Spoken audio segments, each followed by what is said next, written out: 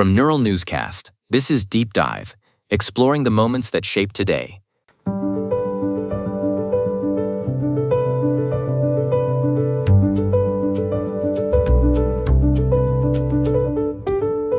I am Elise Moreau. And I am Hannah Whitmore. Welcome to Deep Dive. Today is April 14th, 2026, and we are stepping back to a day in 1932 when the very fabric of how we understand matter was torn open. It happened in a basement laboratory in Cambridge, England. Exactly.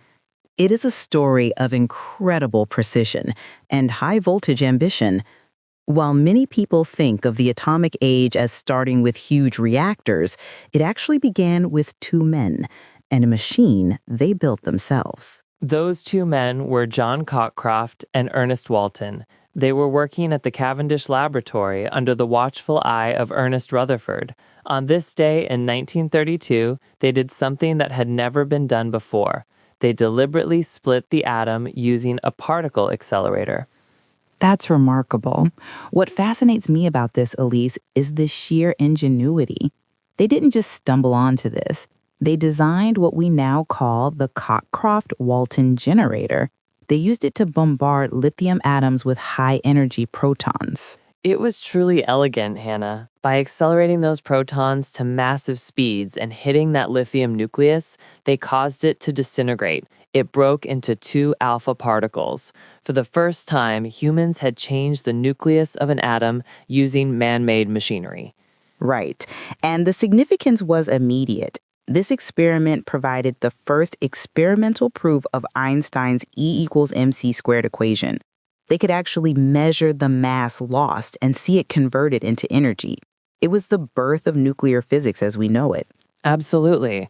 They eventually shared the Nobel Prize in Physics for this in 1951, but the design of their accelerator is just as important. That same voltage multiplier design is still foundational for particle accelerators today, even at massive sites like the Large Hadron Collider.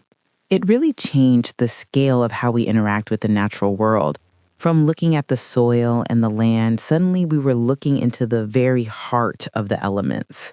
Speaking of looking into the heart of things, the world of music was about to get a voice that spoke directly from the heart of rural America, because on this very same day in 1932, a girl named Loretta Webb was born in Butcher Hollow, Kentucky. Loretta Lynn, the queen of country.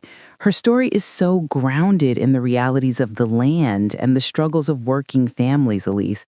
She wasn't just a singer. She was a chronicler of a specific way of life. She really was. Hits like Coal Miner's Daughter weren't just catchy tunes. They were narratives of pride and hardship. Over 6 decades, she had 16 #1 hits and broke through so many barriers for women in a country music industry that was overwhelmingly male-dominated. No way was she going to be held back. She had this fearlessness. Songs like Don't Come Home A-Drinkin' or Fifth City spoke to women's experiences in a way that was blunt and honest.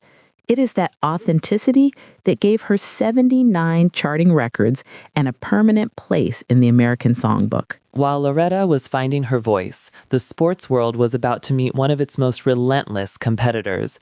9 years later, on April 14th, 1941, Pete Rose was born in Cincinnati. Charlie Hustle. That nickname says it all, doesn't it, Elise? He is the MLB's all-time leader in career hits with 4,256. He played with a sort of gritty agrarian work ethic, just constant motion and effort. The numbers he put up are staggering. Most games played, most at-bats. He was the engine of the Big Red Machine in Cincinnati. But of course, his legacy is complicated. He was banned from baseball in 1989 for gambling, which remains one of the most debated stories in sports history. It is a tragic element to such a stellar career. But you can't talk about the history of the game without him. He defined an era of baseball just as much as our next birthday girl defined an era of television. That would be Sarah Michelle Gellar, born on this day in 1977. Most of us know her as Buffy Summers from Buffy the Vampire Slayer. She took a trope, the blonde girl who gets killed in the horror movie, and turned it into a symbol of strength and leadership. Exactly. It became a cult classic for a reason. She brought such depth to that role, winning an Emmy and carrying the show for 7 seasons. And she didn't stop there. Films like Cruel Intentions and The Grudge made her a central figure in late 90s and early 2000s pop culture. From the physics lab in Cambridge to the stages of Nashville and the baseball diamonds of Ohio, April 14th seems to be a day for people and events that push the boundaries of what is possible. It really is. Whether it is splitting an atom or breaking a hit record, these stories remind us of the impact one person or one experiment can have on the world. I'm Hannah Whitmore. And I am Elise Murrow. Thank you for joining us on this deep dive. To find out more, visit deepdive.neuralnewscast.com. Deep Dive is AI-assisted, human-reviewed. Explore history every day on Neural Newscast. This has been Deep Dive on Neural Newscast, exploring the moments that shape today.